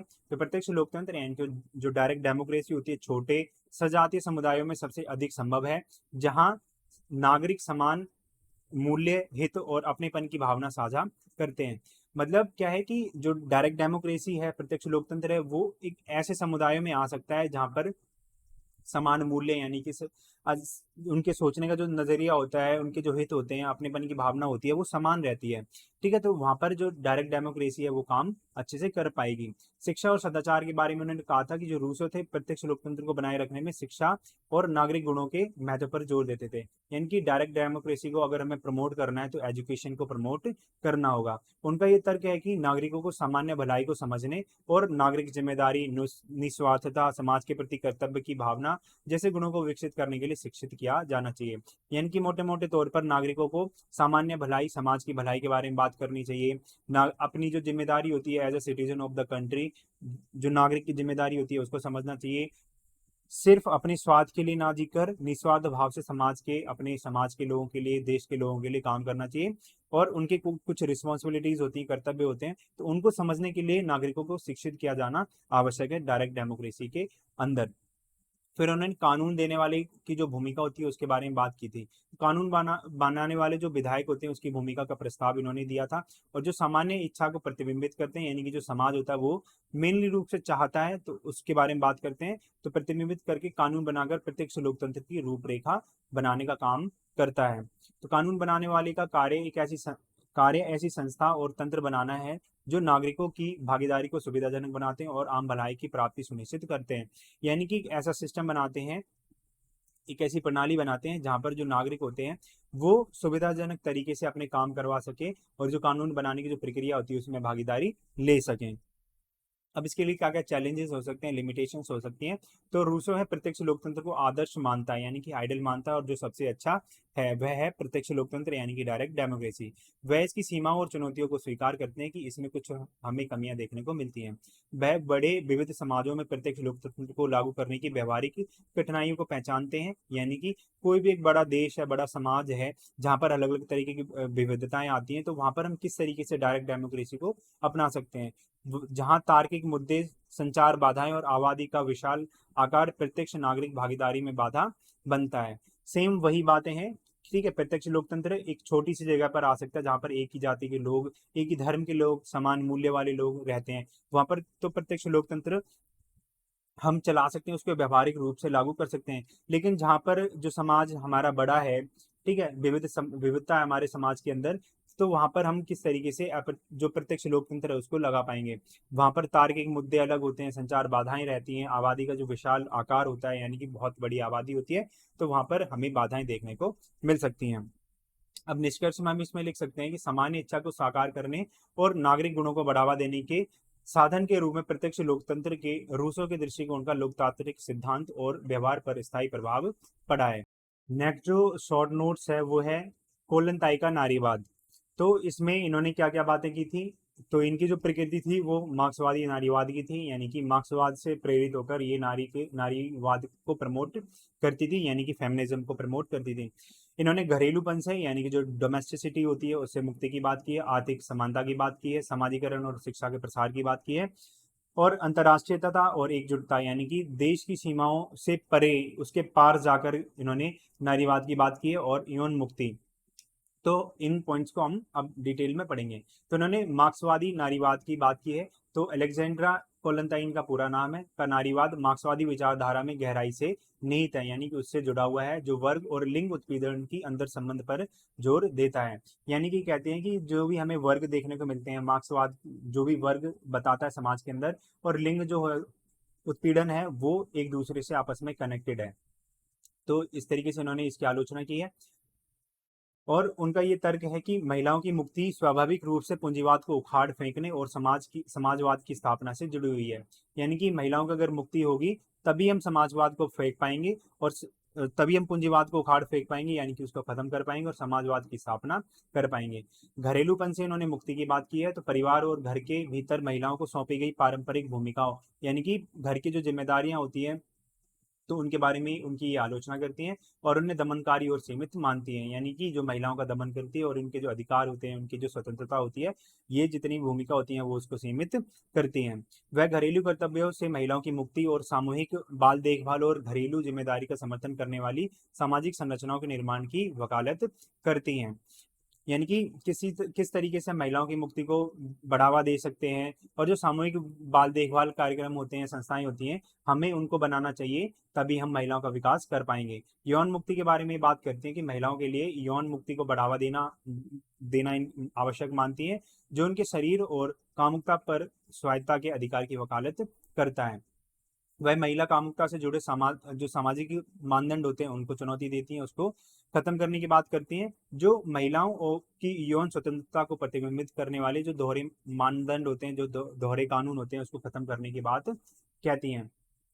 आर्थिक समानता की ये बात करती हैं। तो कोलंताई के नारीवाद के केंद्र में पुरुष और महिलाओं के बीच जो आर्थिक समानता है उसकी मांग इनके द्वारा की जाती है। वह काम के लिए समान वेतन के साथ साथ महिलाओं के लिए शिक्षा, रोजगार, आर्थिक अवसरों की पहुंच की मांग ये करती हैं। यानी कि महिलाओं को भी शिक्षा का, रोजगार का जो भी अवसर होते हैं उनकी समान पहुंच महिलाओं को होनी चाहिए, जिसके उनके बीच में जो पुरुष और स्त्रियां होती हैं उनके बीच में समानता हो सके। समाजीकरण और शिक्षा के बारे में ये कहती हैं कि कोलंताई लिंग मानदंडों और रूढ़िवादिता को चुनौती देने में शिक्षा और समाजीकरण के महत्व पर जोर देती हैं। यानी कि अगर जो भी लैंगिक मानदंड होते हैं, जिनके आधार पर जो भी नियम कानून बनते हैं, जो लिंग के आधार पर भेदभाव को प्रमोट करते हैं, जो भी समाज में रूढ़िवादिता है उसको खत्म करना है, तो हमें महिलाओं को शिक्षित करना होगा, समाज में शिक्षा का प्रसार करना होगा और महिलाओं का समाजीकरण करना होगा। यानी कि महिलाओं को समाज के अंदर लेके आना, समाज में शामिल करना होगा और समाज की जो भी प्रक्रियाएं होती हैं उसमें शामिल करना होगा। तो उसके महत्व पर ये जोर देती हैं।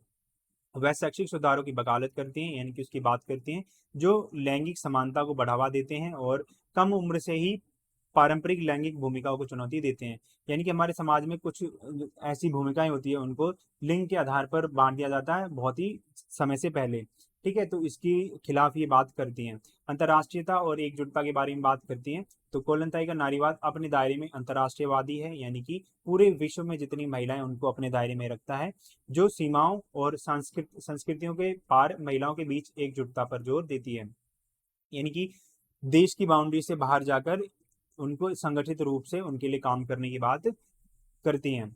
वह दुनिया भर में महिलाओं द्वारा सामना किए जाने वाले आम संघर्षों पर प्रकाश डालती हैं और लैंगिक समानता और सामाजिक न्याय की लड़ाई में वैश्विक सहयोग का आह्वान करती हैं। इस विश्व में जितने भी नारीवादी आंदोलन करता है उनको एक साथ आकर संगठित रूप से होकर जो भी महिलाओं के साथ असमानता की जाती है, जो सामाजिक अन्याय किया जाता है, जो भी उनके साथ भेदभाव किया जाता है, हमें उसके लिए लड़ाई लड़नी होगी। तो ये बात उनके द्वारा की जाती है। अब असमानता पर रूसो के क्या विचार हैं उनके बारे में बात करते हैं। तो डायरेक्ट हम इसके विचारों को जानते हैं। तो प्राकृतिक बनाम सामाजिक असमानता के बारे में इन्होंने अपने विचार दिए थे कि जो प्राकृतिक असमानता होती है, सामाजिक असमानता होती है, उसमें क्या अंतर होता है। सामाजिक असमानता की उत्पत्ति किस तरीके से होती है, सामाजिक अनुबंध और असमानता जो है आपस में किस तरीके से संबंधित है, सदाचार और नैतिकता का भ्रष्टाचार हमारे समाज में होता है, और असमानता के क्या क्या उपाय हो सकते हैं, यानी किन तरीकों से हम असमानता को, भेदभाव को खत्म कर सकते हैं, और जो सभ्यता है उसकी आलोचना ये किस तरीके से करते हैं उनको हम देखेंगे। सबसे पहले हम बात करते हैं प्राकृतिक बनाम सामाजिक असमानता के बारे में। तो प्राकृतिक असमानता व्यक्तियों के बीच शारीरिक और मानसिक विशेषताओं में जो अंतर है उसको बताती है, यानी कि उसको संदर्भित करती है, जो प्रकृति की स्थिति में मौजूद रहते हैं। यानी कि जो मनुष्यों की जो बनावट होती है, शारीरिक बनावट होती है, मानसिक बनावट होती है, वो होती है प्राकृतिक असमानता। ठीक है, महिलाओं की और स्त्रियों के बीच में जो भी हमें भेदभाव प्राकृतिक रूप से देखने को मिलते हैं वो प्राकृतिक असमानता होती है। और सामाजिक असमानता क्या है, जो समाज उसको निर्मित करता है, तो समाज के विकास से उत्पन्न होती है। धन, शक्ति और सामाजिक स्थिति में असमानताओं को ये दर्शाती हैं। यानी कि समाज में जो धन है उसको अच्छे से वितरित नहीं किया गया, जिसकी वजह से समाज में असमानता आती है। समाज में शक्ति होती है वो कुछ विशेष वर्गों के हाथों में होती है, जिसकी वजह से समाज में ये ऐसी स्थिति उत्पन्न होती है। तो ये इन्होंने सामाजिक और प्राकृतिक असमानता के बारे में बताया था। अब इन्होंने बताया था कि जो सामाजिक असमानता है वो किस तरीके से उसकी उत्पत्ति होती है। तो सामाजिक असमानता प्राकृतिक नहीं है, यानी कि वो नेचुरल नहीं है, क्योंकि वो प्रकृति ने तो बनाई नहीं है, वो किसने बनाई है, वो हमारे समाज ने बनाई है। समाज ने जेंडर के आधार पर महिलाओं पुरुषों की भूमिका को निर्धारित कर दिया है कि वो महिलाएं हैं तो ये काम करेंगे, पुरुष हैं तो ये काम करेंगे। तो ये प्राकृतिक तो कतई नहीं है, बल्कि ये समाज के विकास और निजी संपत्ति और संस्थानों और सामाजिक पदानुक्रमों के उद्भवों का परिणाम है।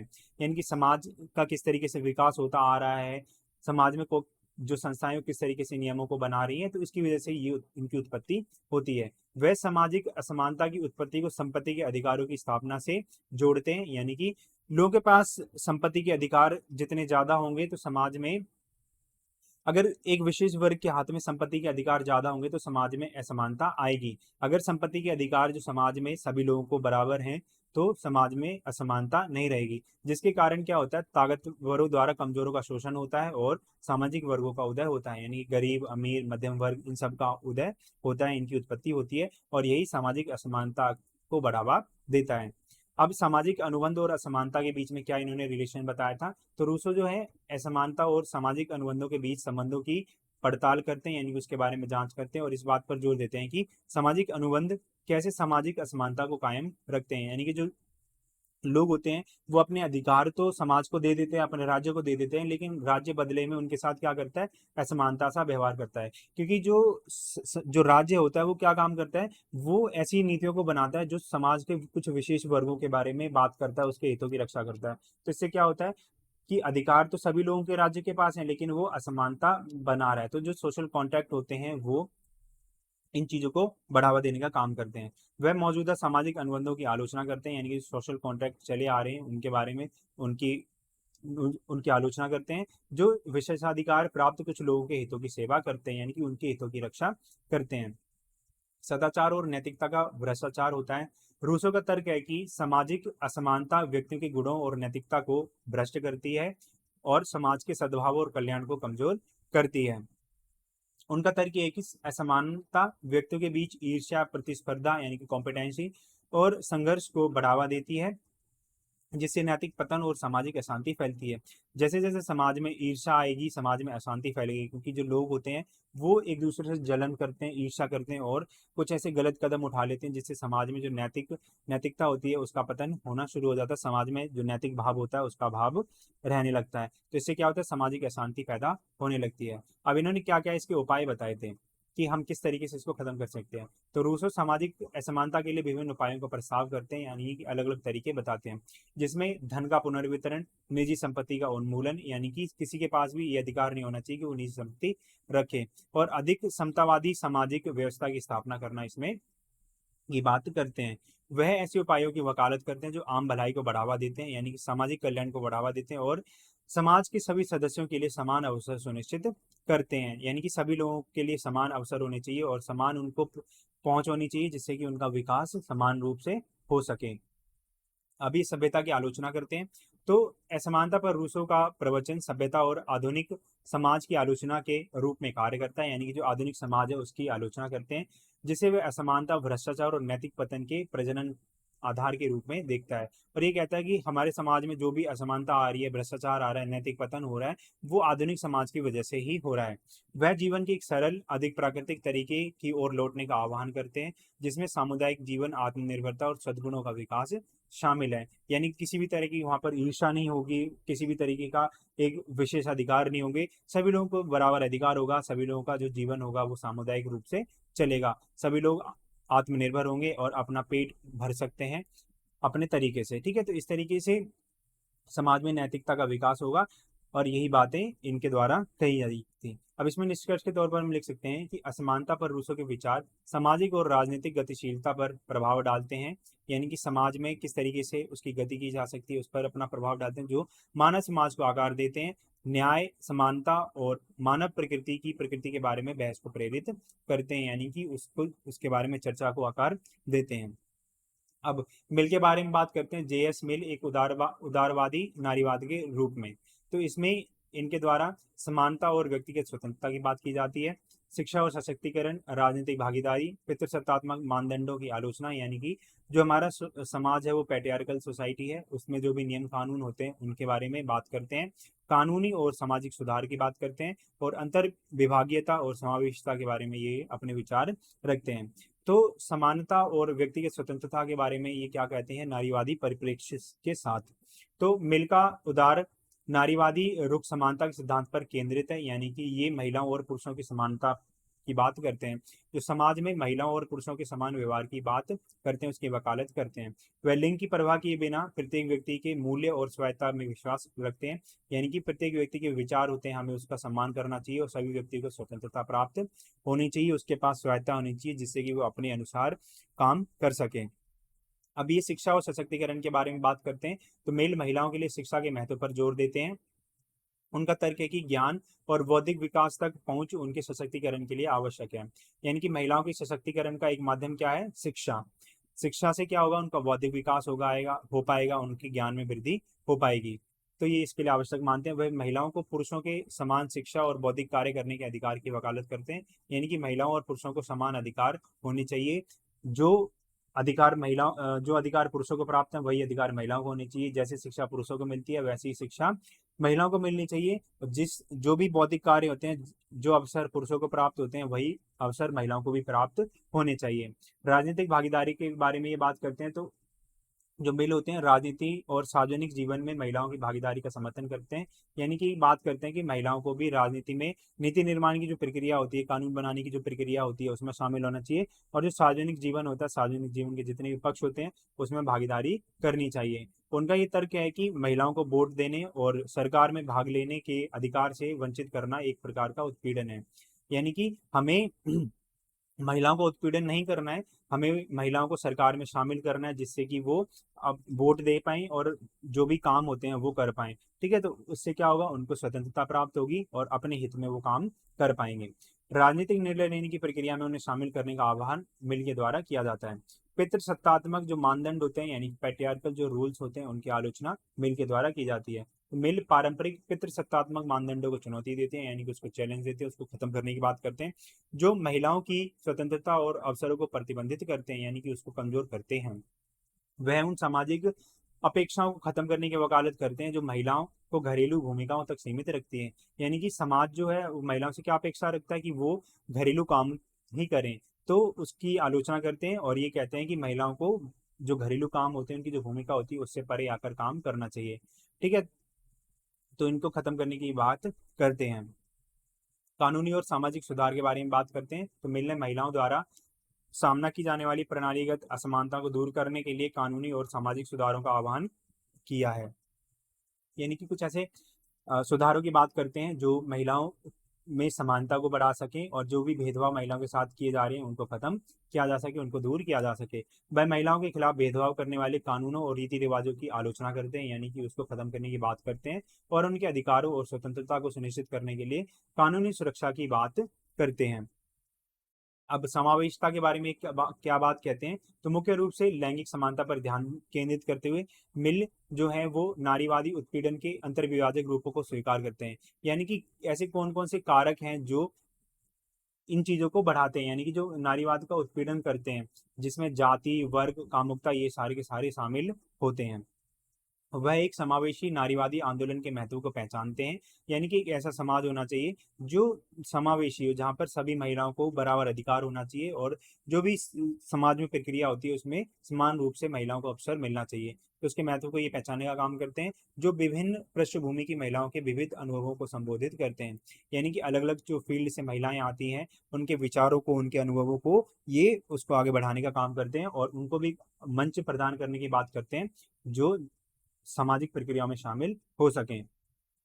Thank you for watching. जय हिंद, जय भारत।